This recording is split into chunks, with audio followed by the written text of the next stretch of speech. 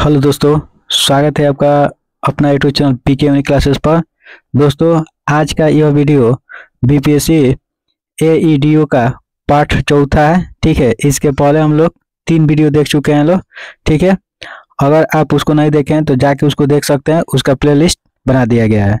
ठीक है, इस पूरे सीरीज में हम लोग लगभग 1 लाख से ऊपर प्रश्न देखेंगे, जो सभी के सभी बहुत ही महत्वपूर्ण होगा। ठीक है, तो आइए देखते हैं आज का पहला प्रश्न। ठीक है, आज का पहला प्रश्न यहाँ पे दिया हुआ है कि बिहार का वह रसोइया जिसने 1917 में महात्मा गांधी की हत्या का प्रयास को विफल कर उनके भोजन में मिले जहर से उनकी जान बचाई थी। ठीक है, आपको अगर आंसर पता होगा तो कमेंट करके जरूर बताइएगा। ठीक है, क्योंकि जिसको आप लिख दीजिएगा उसको जल्दी भूलिएगा नहीं। ठीक है, तो बताना है कि बिहार का वह रसोइया कौन था जो 1917 में महात्मा गांधी की जान बचाई थी। तो याद रखना है, इसका राइट आंसर हो जाएगा बतख मियाँ। ठीक है, अंग्रेजों ने हिंदी और मुस्लिम में दंगा कराने का प्रयास किए थे। ठीक है, और इसमें बता रहे हैं कि महात्मा गांधी का जान कौन बचाए थे, तो याद रखना है बतख मियाँ ने। नेक्स्ट उसके बाद प्रश्न है कि माइक्रो, लघु और मध्यम उद्यम विकास अधिनियम 2006 के अनुसार निम्नलिखित में से कौन सी एक निर्माणी क्षेत्र के माध्यम उद्योगों हेतु निर्धारित निवेश की सीमा है। तो याद रखना है 5 करोड़ से लेके अधिक और 10 करोड़ से कम। नेक्स्ट उसके बाद प्रश्न है कि भारतीय संविधान के भाग 4 में दिए गए निर्देश सिद्धांत निम्न में से कौन सा सूचीबद्ध है। तो याद रखना इसका राइट आंसर हो जाएगा सामान्य कार्य के लिए समान वेतन, सामान्य नागरिक संहिता। तो इसका राइट आंसर हो जाएगा ऑप्शन नंबर ए और बी। नेक्स्ट उसके बाद प्रश्न है कि उस मौलिक अधिकारों का चयन करें जो भारतीय नागरिकों को प्राप्त है परंतु गैर नागरिक को नहीं प्राप्त है। बताना है कि कौन सा मौलिक अधिकार है जो भारतीय नागरिक को तो प्राप्त है लेकिन गैर नागरिकों को प्राप्त नहीं है। तो भाषण एवं अभिव्यक्ति का स्वतंत्रता, बिल्कुल सही बात है, कानून के समक्ष यह नहीं होगा। ठीक है, और नेक्स्ट यहाँ पे है अल्पसंख्यकों का अधिकार, ये भी सही है, लेकिन जीवन और स्वतंत्रता का संरक्षण ही नहीं होगा। तो इसका राइट आंसर हो जाएगा यहाँ पे ऑप्शन नंबर ए और 3। नेक्स्ट उसके बाद प्रश्न है कि निम्नलिखित में से कौन सूर्य की परिक्रमा में सबसे कम समय लेता है। बताना है कि सूर्य की परिक्रमा में सबसे कम समय जो है कौन लेता है। तो याद रखना है पृथ्वी जो है सूर्य की परिक्रमा करने में सबसे कम समय लेता है। नेक्स्ट उसके बाद प्रश्न है कि किस शहर को आंध्र प्रदेश की राजधानी प्रस्तावित किया गया है। बताना है कि किस शहर को आंध्र प्रदेश की राजधानी प्रस्तावित किया गया है। तो याद रखना अमरावती को। नेक्स्ट उसके बाद प्रश्न है कि स्वामी सहजानंद सरस्वती ने भूमि और जल मार्गों के राष्ट्रीयकरण की मांग के साथ अखिल भारतीय संयुक्त किसान सभा का गठन कब किए थे।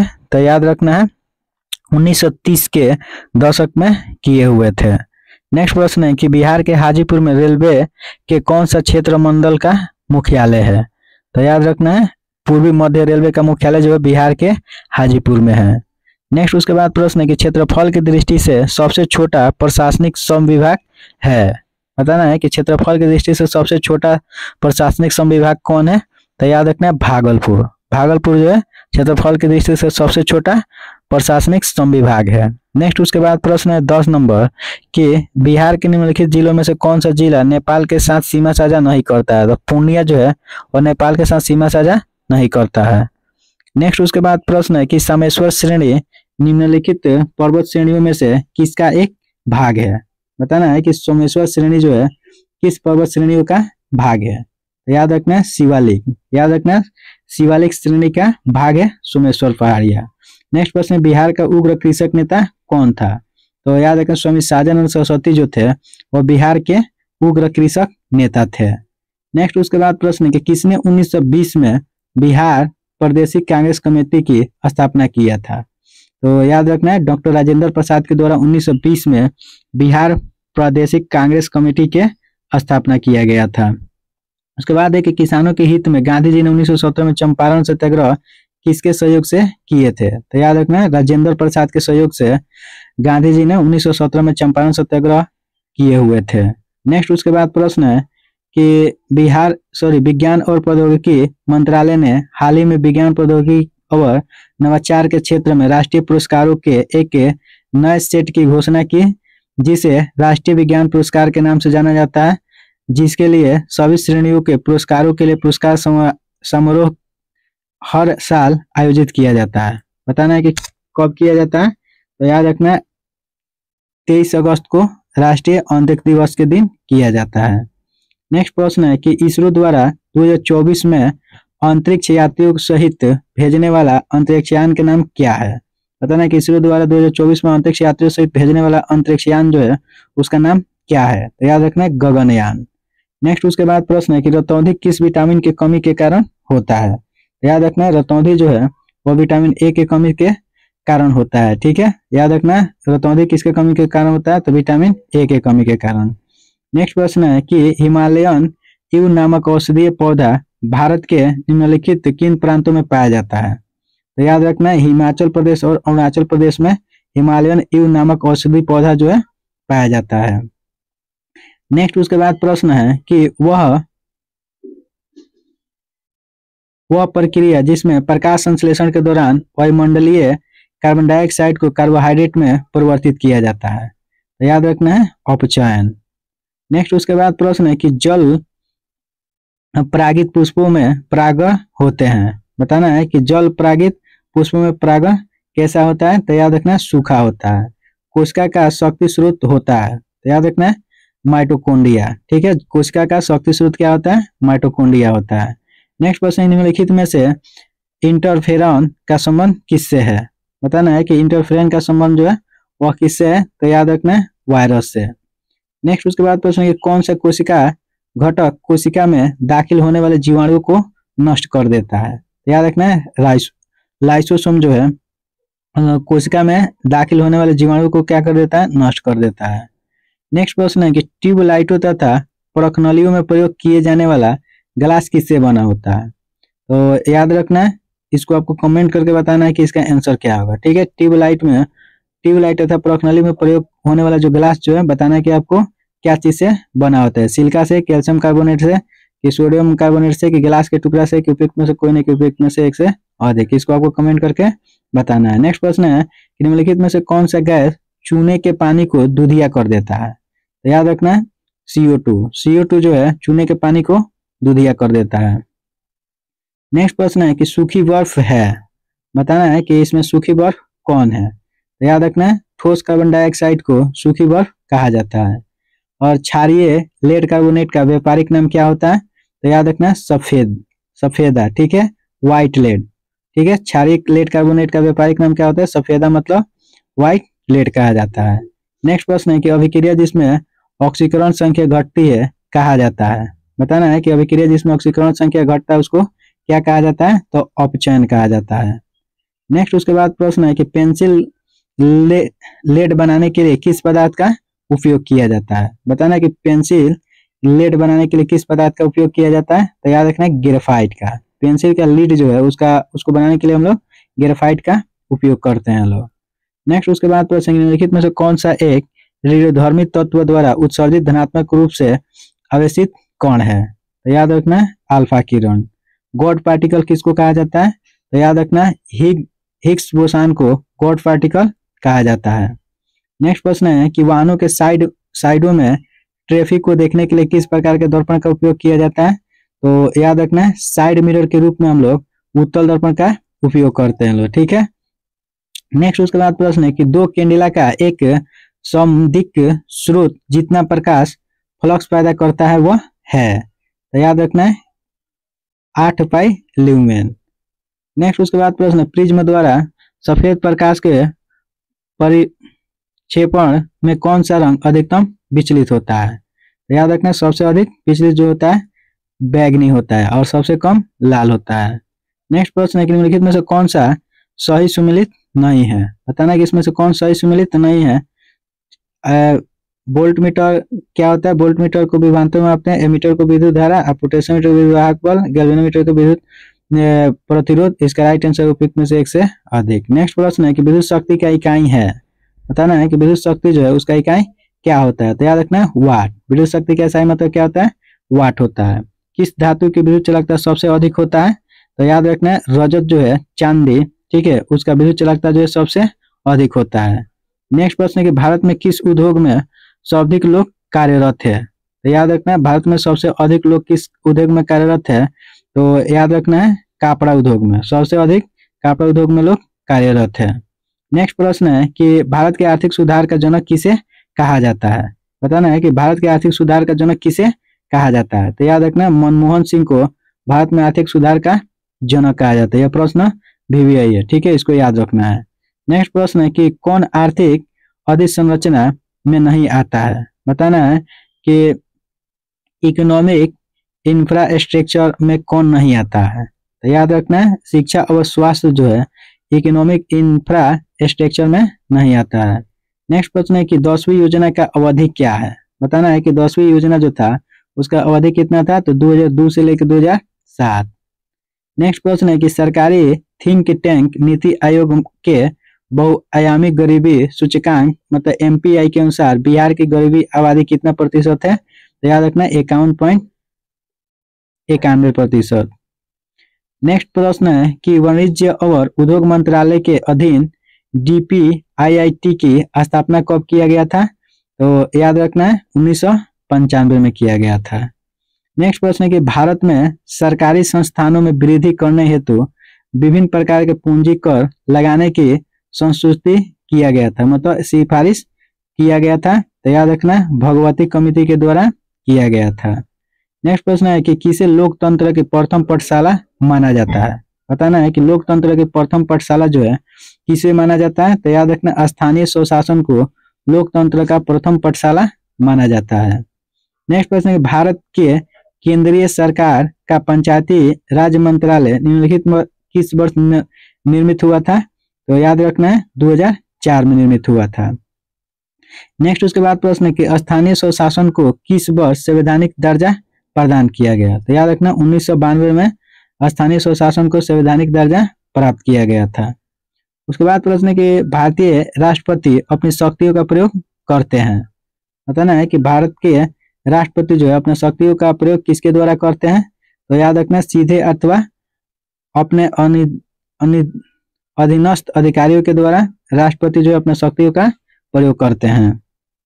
नेक्स्ट प्रश्न है कि एक MP की सीट को रिक्त घोषित किया जा सकता है यदि वह सदन में लगातार कितना दिन तक अनुपस्थित रहने पर। तो याद रखना 2 माह तक अगर MP जो है सदन में अनुपस्थित रहेगा तो उसका सीट को क्या किया जा सकता है, रिक्त घोषित किया जा सकता है। नेक्स्ट प्रश्न है कि लोक लेखा समिति अपनी रिपोर्ट प्रस्तुत करती है। बताना है कि लोक लेखा समिति जो अपना रिपोर्ट किसको प्रस्तुत करती है। तो याद रखना लोकसभा के स्पीकर को लोक लेखा समिति के लोक लेखा समिति अपना रिपोर्ट जो है किसको प्रस्तुत करता है। तो याद रखना लोकसभा के स्पीकर को करता है। नेक्स्ट प्रश्न है कि भारत के संविधान के अंतर्गत कौन सा अनुच्छेद कारखानों में बच्चों के नियोजन का प्रतिषेध करता है। तो याद रखना इसका राइट आंसर हो जाएगा अनुच्छेद 24। नेक्स्ट प्रश्न है कि मौलिक अधिकारों की सूची में संपत्ति का अधिकार किसके शासनकाल में निकाल दिया गया था। तो याद रखना संपत्ति का अधिकार जो है राइट टू प्रॉपर्टी किसके शासनकाल में निकाल दिया गया था। तो याद रखना मोरारजी देसाई के शासनकाल में संपत्ति के अधिकार को निकाल दिया गया था। नेक्स्ट प्रश्न है कि मौलिक अधिकारों की मूल सूची किसे जोड़ा गया है। तो याद रखना है निःशुल्क और अनिवार्य प्राथमिक शिक्षा अधिकार से। नेक्स्ट प्रश्न है कि सिक्किम भारतीय संघ का पूर्ण राज्य बनाया गया। सिक्किम जो है भारतीय संघ का पूर्ण राज्य कब बनाया गया था। तो याद रखना 1975 ईस्वी में सिक्किम जो है भारतीय संघ का पूर्ण राज्य बना था। नेक्स्ट प्रश्न है कि समुद्र पारीय भारतीय नागरिकता योजना जो है भारत के किस अधिनियम के द्वारा किया गया था। तो याद रखना है नागरिकता अधिनियम 2003। ठीक है, याद रखना नागरिकता अधिनियम 2003 के द्वारा समुद्र पारीय भारतीय नागरिक योजना शुरू किया गया था। नेक्स्ट प्रश्न है कि भारतवर्ष में संविधान का प्रस्तावना में बंधुत्व निम्नलिखित में से मुख्यतः किसे आश्वासित है। तो इसका राइट आंसर हो जाएगा उपयुक्त में से एक से अधिक। व्यक्ति की गरिमा से, देश की एकता अखंडता से, नागरिक के न्याय और उसके स्वतंत्रता समानता से। नेक्स्ट प्रश्न है कि रामसर स्थल और राज्य का कौन सा जोड़ा सही नहीं है। तो याद रखना है सूर सरोवर उत्तर प्रदेश में है, थोल गुजरात में, अष्टमुंडी केरल में, लोनार राजस्थान में। तो इसका राइट आंसर हो जाएगा यहाँ पे कौन सही सुमेलित नहीं है, तो हो जाएगा एक से अधिक। नेक्स्ट प्रश्न है, वायु प्रदूषण का प्रभाव प्राय निम्नलिखित में से किस पर पाया जाता है? तो याद रखना पतियों पर। वायु प्रदूषण का प्रभाव जो है डायरेक्ट पतियों पर पड़ता है।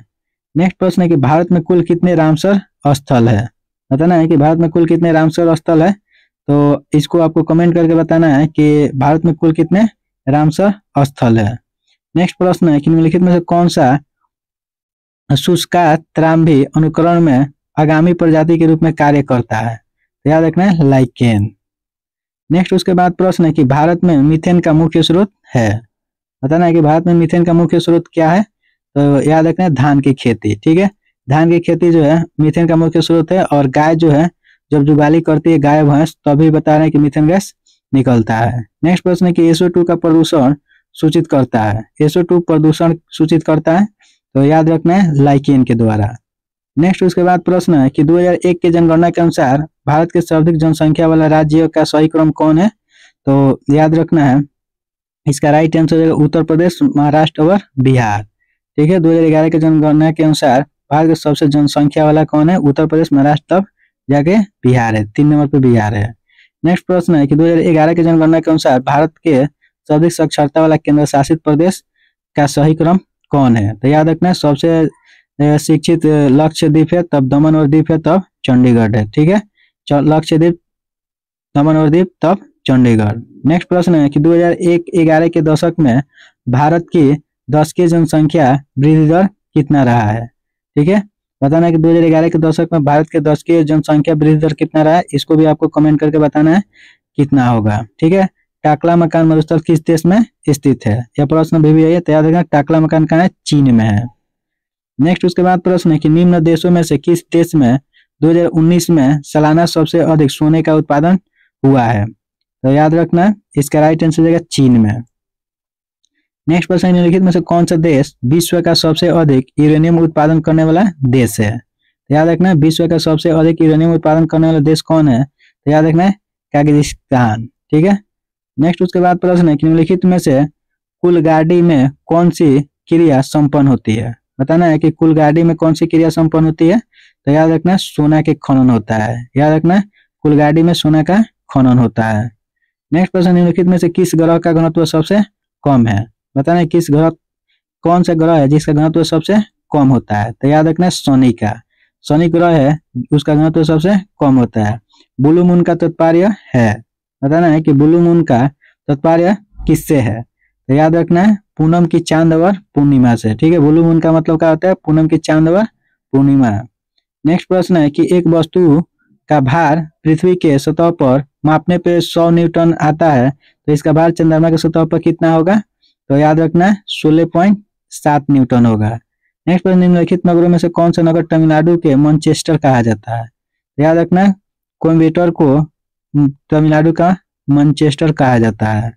नेक्स्ट प्रश्न है कि कोफेन के जलवायु वर्गीकरण के अनुसार उत्तर बिहार की जलवायु किससे प्रदर्शित किया जाता है? तो याद रखना CWG से। यह भी प्रश्न भी आई है। नेक्स्ट प्रश्न है कि कौन सा वायुमंडलीय विशेषता भारतीय ग्रीष्म मानसून के प्रदर्शन से संबंधित है? तो याद रखना इसका राइट आंसर हो जाए, आपको कमेंट करके बताना है। ठीक है कि क्या होगा। नेक्स्ट प्रश्न है कि गंगा डेल्टा के सदाबहार वन क्षेत्र को क्या कहते हैं? बताना है कि गंगा डेल्टा के सदाबहार वन क्षेत्र को क्या कहा जाता है? तो याद रखना सुंदरवन कहा जाता है। नेक्स्ट प्रश्न है कि म्यांमार के साथ भारत के किन राज्यों की सीमा मिलती है? बताना है कि म्यांमार के साथ भारत के कौन कौन सा राज्य की सीमा देखने को मिलता है? तो याद रखना अरुणाचल प्रदेश, नागालैंड, मणिपुर और मिजोरम। ठीक है, अरुणाचल प्रदेश, नागालैंड, मणिपुर और मिजोरम म्यांमार से सीमा साझा करता है। नेक्स्ट प्रश्न, भारत के क्षेत्रीय सीमा तट से कितनी समुद्री मील तक समुद्र की ओर फैला हुआ है? तो याद रखना 12 मील। ठीक है, नेक्स्ट उसके बाद प्रश्न है कि भारत और चीन के बीच सीमा रेखा को क्या कहा जाता है? याद रखना भारत और चीन के बीच सीमा रेखा को क्या कहते हैं लोग? तो याद रखना मैकमोहन रेखा कहते हैं। और रेड क्लिफ किसको कहते हैं? तो भारत और पाकिस्तान का। नेक्स्ट प्रश्न है कि ब्रिटिश काल में भारत में हिंदू विधवा पुनर्विवाह कानून के लिए किसे श्रेय दिया जाता है? बताना है कि ब्रिटिश काल में भारत में हिंदू विधवा पूर्ण विवाह का कानून का श्रेय किसको दिया जाता है, तो ईश्वर चंद्र विद्यासागर को। नेक्स्ट उसके बाद हम देखेंगे कि अस्पृश्यता जागरूकता अधिनियम गांधी जी ने कहाँ से शुरू किए थे, तो याद रखना है वर्धा से, याद रखना है वर्धा से यह शुरू किए हुए थे। नेक्स्ट प्रश्न है कि अमृत बाजार पत्रिका के संस्थापक कौन था, तो याद रखना है शिशिर कुमार घोष जो थे अमृत बाजार पत्रिका के संस्थापक थे।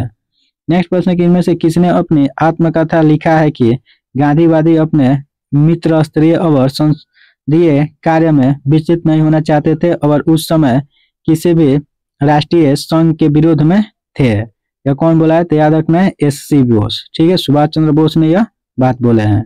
नेक्स्ट प्रश्न है हिंदू मुस्लिम एकता और महात्मा गांधी के आदर्शों के प्रचार हेतु दिसंबर 1921 में मदरलैंड समाचार पत्र किसने शुरू किया था, तो याद रखना मजहरुल हक के द्वारा 1921 में हिंदू मुस्लिम एकता के लिए महात्मा गांधी के आदर्शों के प्रचार के लिए 1921 में मदरलैंड समाचार पत्र की स्थापना मजहरुल हक के द्वारा किया गया है। नेक्स्ट प्रश्न है कि निम्नलिखित में से किसने 1857 के विद्रोह में भाग नहीं लिया था, ठीक है, यह भी प्रश्न भी आई है, तो याद रखना है साहूकार लोग जो थे वह 1857 के विद्रोह में भाग नहीं लिए हुए थे। नेक्स्ट प्रश्न है कि किसने कहा था कि 1857 की घटना का प्रारंभ धर्म के संघर्ष के रूप में हुआ था और उस घटना का अंत जो है स्वतंत्रता संग्राम के रूप में हुआ, तो याद रखना है डॉक्टर एसएन सेन के द्वारा यह बात बोला गया था, ठीक है, कि 1857 की घटना का प्रारंभ जो है धर्म से हुआ था लेकिन उसका अंत स्वतंत्रता में हुआ। नेक्स्ट प्रश्न है कि the Indian war and independence 1857 के लेखक कौन है, बताना है कि the Indian war of independence 1857 के लेखक कौन है, तो याद रखना है बीडी सावरकर, ठीक है, याद रखना बीडी सावरकर जो है the Indian war of independence 1857 के लेखक है। नेक्स्ट प्रश्न निम्नलिखित में से कौन सा कथन सही नहीं है, बताना है कि इसमें से कौन सा कथन है जो सही नहीं है, तो याद रखना शिवाजी का मंत्री परिषद सप्त प्रधान कहलाती थी, यह बात गलत है, ठीक है, तो यही हमारा राइट आंसर हो जाएगा। शिवाजी के संरक्षण का नाम दादोजी कोंडदेव था, बिल्कुल सही है। शिवाजी की माता का नाम जीजाबाई था, ये भी सही है। शिवाजी के पिता का नाम शाहजी था, ये भी सही है, लेकिन यह गलत है, तो यही हमारा राइट आंसर हो जाएगा। नेक्स्ट प्रश्न है कि सर्वप्रथम किस मराठा पेशवा ने सहायक संधि को स्वीकार किया, बताना है कि सर्वप्रथम किस मराठा पेशवा ने सहायक संधि को स्वीकार किया था, तो याद रखना बाजीराव द्वितीय ने सर्वप्रथम क्या सहायक संधि को स्वीकार किए हुए थे। नेक्स्ट प्रश्न है कि सप्तनामी पंथ की स्थापना किस वर्ष हुई थी, बताना है कि सप्तनामी पंथ की स्थापना जो कब हुआ था, तो याद रखना है 1657 एडी में सप्तनामी पंथ का स्थापना किया गया था। नेक्स्ट प्रश्न है कि दाग और हुलिया की प्रथा प्रारंभ किया गया था, तो याद रखना है अलाउद्दीन खिलजी के द्वारा दाग और हुलिया प्रथा का शुरुआत किया गया था। नेक्स्ट प्रश्न है कि पद्मिनी घटना किस सुल्तान से जुड़ी हुई है, तो याद रखना पद्मिनी घटना जो है किससे जुड़ा हुआ है, तो याद रखना अलाउद्दीन खिलजी से, ठीक है, याद रखना कि पद्मिनी घटना अलाउद्दीन खिलजी से जुड़ा हुआ है। नेक्स्ट प्रश्न है अलाउद्दीन खिलजी के प्रसिद्ध सेनापतियों में जिसकी मंगलों के विरुद्ध लड़ते हुए मृत्यु हो गया था, बताना है कि अलाउद्दीन खिलजी के प्रसिद्ध सेनापति में कौन था जो मंगलों के साथ लड़ते हुए उसका मृत्यु हो गया था, तो याद रखना जफर खां। नेक्स्ट प्रश्न है किस वंश ने सबसे अधिक समय तक शासन किया, तो याद रखना गुप्त वंश जो था वो सबसे अधिक समय तक ले शासन किया हुआ था। नेक्स्ट प्रश्न है किस काल में अछूत की अवधारणा स्पष्ट रूप से उदत हुई, ठीक है, बताना है किस काल में अछूत की अवधारणा जो है स्पष्ट रूप से उद्भूत हुआ था, तो याद रखना धर्मशास्त्रों के समय में। नेक्स्ट प्रश्न है कि एक वेद धार्मिक अनुसंधान से संबंधित है, बताना है कि कौन सा वेद है जो धार्मिक अनुसंधान से संबंधित है, तो याद रखना है ऋग्वेद जो है वो धर्म से संबंधित है। नेक्स्ट प्रश्न है कि निम्नलिखित में से कौन वैदिक देवता नहीं था, तो याद रखना इसमें से कौन वैदिक देवता नहीं था, तो याद रखना कार्तिकेय जो थे वो वैदिक देवता जो है नहीं थे। बोधगया में किसको ज्ञान की प्राप्ति हुआ था, तो याद रखना गौतम बुद्ध को बोधगया में ज्ञान की प्राप्ति हुआ था। नेक्स्ट उसके बाद हम लोग देखेंगे यहाँ पे कि तृतीय बौद्ध सभा का सभापति किया गया था, बताना है कि तृतीय बौद्ध सभा का सभापति जो है मतलब कौन बने हुए थे, तो याद रखना है मोगलीपुत्र तीस्त के द्वारा किया गया था। नेक्स्ट और आज का अंतिम प्रश्न हम लोग देखेंगे कि निम्न में से किस भारतीय दर्शन ने परमाणु सिद्धांत का प्रतिपादन किया, तो याद रखना इसका राइट आंसर हो जाएगा ऑप्शन नंबर डी, ठीक है, बैच 6 ने। तो दोस्तों अगर ये वीडियो आप लोग को अच्छा लगा है तो प्लीज वीडियो को लाइक कर दीजिए और अभी तक आप हमारे बीके यूनिक क्लासेस को सब्सक्राइब नहीं किया है तो ऐसे ही वीडियो देखने के लिए हमारे बीके यूनिक क्लासेस को जरूर सब्सक्राइब कर लीजिए। ठीक है, इस सीरीज में हम लोग लगभग 1 लाख प्लस प्रश्न देखेंगे जो सभी के सभी बीपीएससी एईडीओ के लिए और बीपीएससी टीआरई के लिए बहुत ही महत्वपूर्ण होगा। ठीक है, तो मिलते हैं कल 8 बजे ऐसे ही 100 प्रश्नों को लेकर। ठीक है, आज थोड़ा लेट हो गया था। ठीक है, कल राइट 8 बजे मिलते हैं ऐसे ही 100 प्रश्नों को लेकर सुबह में।